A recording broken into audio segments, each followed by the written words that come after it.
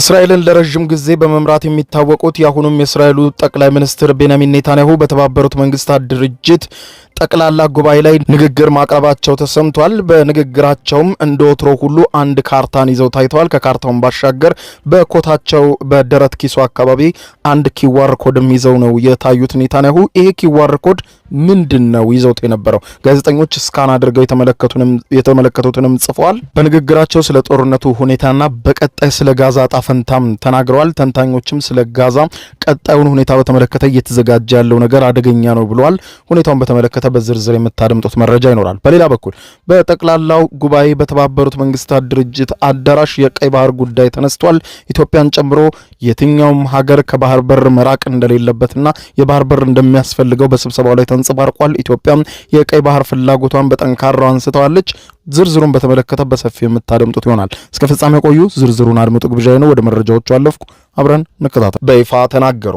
ለ2 ዓመታት በቀጠለው የእስራኤልና ሐማስ ጦርነት በጋዛ የሟቾች ቁጥር ከ65000 መሻገሩ በተገለጸበትና በጋዛ ከፍተኛ ውድመት እንዲሁም ሰብአዊ ቀውስና ረሃብ በተስፋፋበት ሁኔታ የእስራኤሉ ጠቅላይ ሚኒስትር ቤንያሚን ኔታንያሁ በኒውዮርክ በተባበሩት መንግስታት ድርጅት ጠቅላላ ጉባኤ ላይ ተገኝተው ንግግር ማድረጋቸው የተገለጸ ሲሆን በዚህ የተባበሩት መንግስታት ድርጅት መድረክ ላይ እስራኤልን ለበርካታ ዓመታት በመምራት በተባበሩት መንግስታት ድርጅት ተደጋጋሚ ንግግር ለማድረግ መቅረብ የቻሉ ሰው መሆናቸውን የዘገቡት መገናኛ ብዙሃኖቹ በእስራኤልና በጋዛ በቀጠለው ጦርነት እስራኤል ላይ የሚቀርበው ተቃውሞ በቀጠለበትና አውሮፓውያን የእስራኤል ደጋፊዎች ሳይቀሩ ለፊልስጤም ህጋዊ እውቅና እስከ መስጠት በደረሱበት በዚህ ሁኔታ ኔታንያሁ በዚህ ጉባኤ መድረክ ላይ ንግግር ለማድረግ ሲወጡ በርካታ የጉባኤው ተሳታፊዎች ዲፕሎማት አዳራሹን ለቀው መውጣታቸውና በርከት ያሉ ሌሎች ደግሞ ለተቃውሞ ለሚወጡት ሰዎች ጭብጨባ በማቅረብ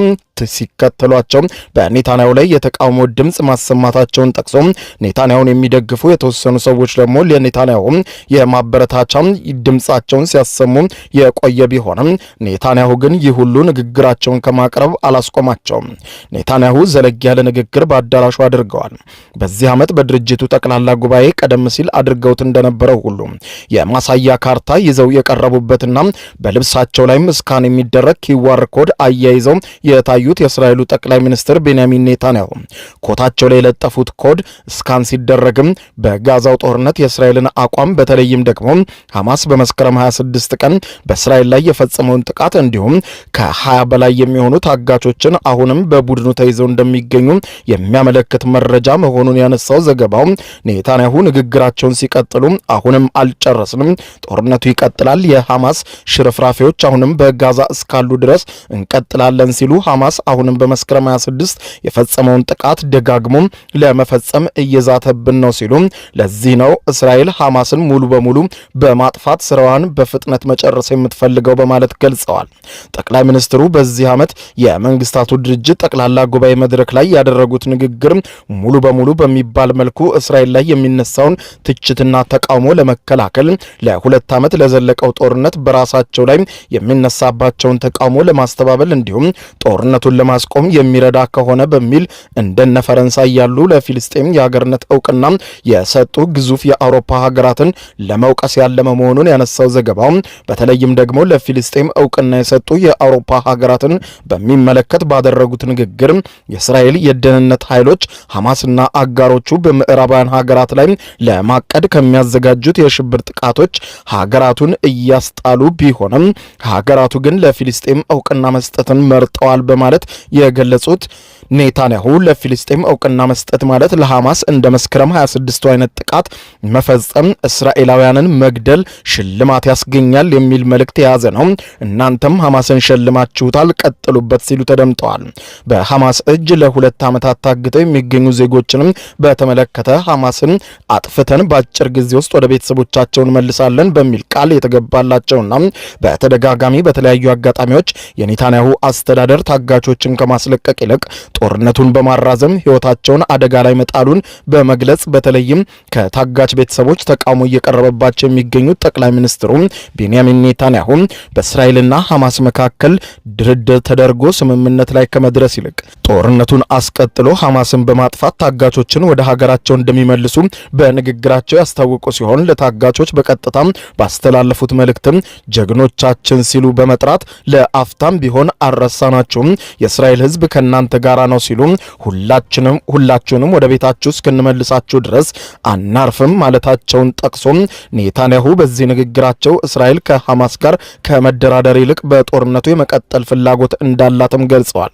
በዚህ ዓለም አቀፍ መድረክ ላይም ብቻ ሳይሆን በየትኛውም አጋጣሚ የኢራንን ስም ከማንሳት የማይቆጠቡ ናቸው ሲል ፈርስት ፖስት በዜና ዘገባው የጠቀሳቸው ኔታንያሁ ከኢራን ጋር በተያያዘ በተለይም ደግሞ ከወራት በፊት የተካሄደውን የ12 ቀናት ጦርነት በማስታወስ እስራኤል ከአሜሪካ ጋር በመሆን የኢራን ወሳኝ የኒውክሌር ማበልጸጊያ ጣቢያዎችን ኢላማ ያደረገ ጥቃት ከመፈጸሟ ባሻገር የኢራንን የሚሳኤል ክምችት እንዲሁም ወታደራዊ አቅም ያዳከመና የኒውክሌር ክምችትንም ያወደመ ብሎም የኢራንን ሰማይ የተቆጣጠርንበት በወታደራዊ ታሪኮቻችንም ትልቁን ቦታ የሚይዝ እርምጃ በኢራን ላይ ወስደናል ሲሉ በዚህ ጥቃት አሜሪካ ከፍተኛ ድርሻ እንደነበራት በመግለጽ ያወደሷት ሲሆን የአሜሪካው ፕሬዝዳንት ዶናልድ ትራምፕም ለወሰዱት ቁርጠኛና ጠንካራ እርምጃ ላመሰግነው እወዳለሁ ሲሉ ተደምጠዋል። ለ45 ደቂቃዎች በቀጠለው የኔታንያሁ ንግግር ጠቅላይ ሚኒስትሩ እስራኤልን ብሎም ራሳቸውን በጋዛ ለቀጠለው ጦርነት ሰብአዊ ቀውስ የተከላከሉበት መልእክትም አስተላልፈዋል። በሌላ በኩል በጋዛ ከጦርነት በኋላ ስላለው እቅድ ከወዲሁ ንግግሮች እየተደረጉ መሆናቸውን የገለጹ ሲሆን ከዚህ ንግግሮች ጋርም በተደጋጋሚ የእንግሊዙ ጠቅላይ ሚኒስትር ኪር ስታርመር እንዲሁም ከቀድሞ የአሜሪካ ፕሬዝዳንት ጆርጅ ቡሽ ጋር በመሆን እንግሊዝ ወታደሮቿን ወደ ኢራቅ እንድታስገባ ያደረጉት ቶኒ ብሌርም ስም እየተነሳ እንደሚገኝ የጠቆመው ዘገባው ቶኒ ብሌር በመካከለኛው ምስራቅ ለሌላ ታሪክ መታጨታቸውን ጠቅሶ ግለሰቡ ራሳቸውን ለጋዛ አስተዳደር እያዘጋጁ መሆኑን በማንሳት በጋዛ ከጦርነቱ በኋላ ለሚኖረው የሽግግር አስተዳደር በአሜሪካው ፕሬዝዳንት ዶናልድ ትራምፕ ፈቃድ በቶኒ ብሌር የሚመራ ቡድን ቁጥጥር እንዲያደርግና በዚህ አካሄድም የእስራኤልና ሐማስ ጦርነት ካበቃ በኋላ በጋዛ በፊሊስጤማውያን አስተዳደር የምትመራ ቢሆንም ይህ አስተዳደር ግን በቶኒ ብሌር በሚመራ ዓለም አቀፍ ቦርድ አማካኝነት እንዲመራ መታቀዱን ይህም ደግሞ በሁሉም አካላት መተማመን ሊፈጥር የሚችልና ይህንኑ ያለመ ነው ብለዋል።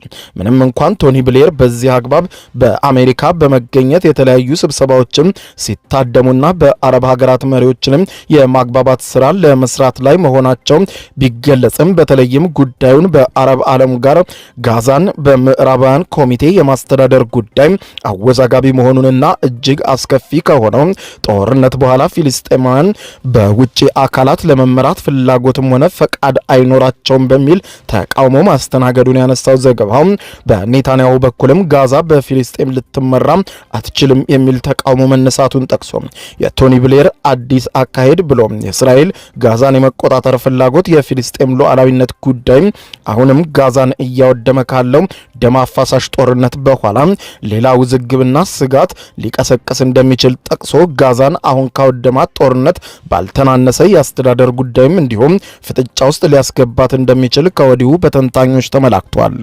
በሌላ ዜና በዚሁ በተባበሩት መንግስታት ድርጅት ጠቅላላ ጉባኤ ላይ ኢትዮጵያ የቀይ ባህርና በህንድ ውቅያኖስ ላይ ፍትሃዊ ተጠቃሚነት ሊኖር ይገባል ስትል ወደ ቀይ ባህር የመዳረስ ፍላጎቷን በይፋ ስታስታውቅ ይህንኑ ደግፈው የታዩት የተባበሩት መንግስታት ድርጅት ዋና ኃላፊ ኢትዮጵያን ጨምሮ የባህር በር የሌላቸው ሀገራት መታነቃቸው እዚህ ጋር ሊቆም ይገባል በማለት የገለጹ ሲሆን የባህር መተላለፊያ ኮሪደር ያስፈልጋቸዋል ብለዋል።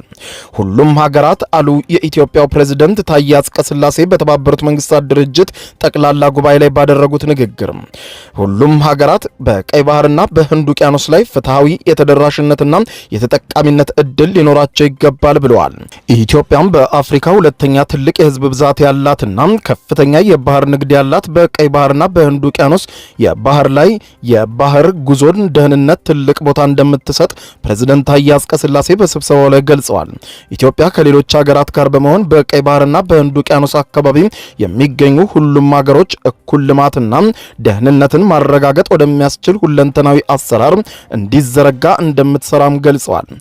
ኢትዮጵያ ይህንን ህጋዊ ፖሊሲዋን ለማሳካትም የዲፕሎማሲያዊና ሰላማዊ አማራጮችን ትከተላለች ያሉት ፕሬዝዳንቱ በንግግራቸው ኢትዮጵያም በቀይ ባህር ላይ ያላትን ጽኑ አቋም በዓለም አቀፉ መድረክ ላይ አንጸባርቀውት ታይተዋል። የተባበሩት መንግስታት ድርጅት ዋና ኃላፊ አንቶኒዮ ጉቴሬስ በንግግራቸው ይህ ጉዳይ በቀላሉ የሚታይ እንዳልሆነ ገልጸዋል። ከዚህም ከስብሰባው ጎን ለጎን ፕሬዝዳንት ታዬ አጽቀሥላሴ ከተባበሩት መንግስታት ድርጅት ዋና ጸሐፊ አንቶኒዮ ጉቴሬስ ጋር ተገናኝተው መወያየታቸውም ተዘግቧል። በውይይታቸውም ሁለቱም ወገኖች በቀጠናዊ ብሎም በዓለም አቀፋዊ የጋራ ጉዳዮችም ላይ መክረዋል።